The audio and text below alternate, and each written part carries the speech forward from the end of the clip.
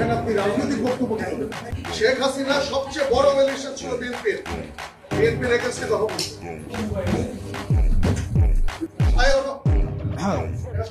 চাঁদাবাজ এর বিরুদ্ধে সবসময় আমাদের কথা বলতে হবে।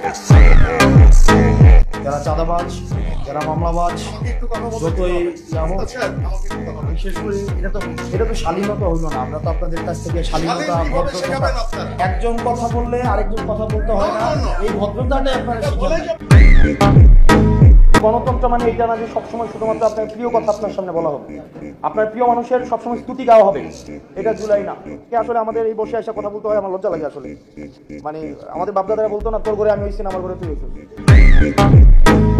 আমাকে আপনি প্রশ্ন করবেন, আপনি যতক্ষণ পর্যন্ত প্রশ্ন অব্যাহত থাকবে ততক্ষণ পর্যন্ত আপনি রাইট রেখে থাকবেন। আর যখনই আপনার প্রশ্নের পরিবর্তে শুধুমাত্র স্তুতি গাওয়া হবে, জবাবদিহিতার পরিবর্তে স্বেচ্ছাচারিতা অব্যাহত থাকবে, তখন প্রত্যেকটা মানুষ হাসিনা হবে।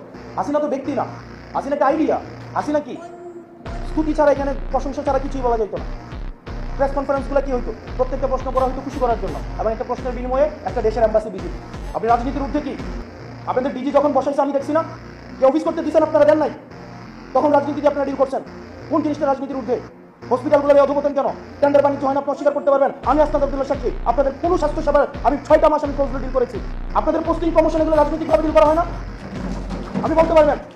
এখন যারা ঢাকায় এসে প্রত্যেকটা দল কোনো না কোনোভাবে হচ্ছে, যারা ভালো পোস্টিংগুলো পাচ্ছে কোনো না কোনোভাবে হচ্ছে আপনার সম্ভাব্য যারা সরকারপন্থী সরকারে হবে তাদের অ্যালায়েন্স, এটাকে আপনি অস্বীকার করতে পারবেন? কোনোভাবে অস্বীকার করার সুযোগ নাই। আপনি যাই হন না কেন, যেই হন না কেন, আপনি আপনারা ভুলে যান না আপনি 5 আগস্ট পরবর্তী সময়ে কথা বলছেন।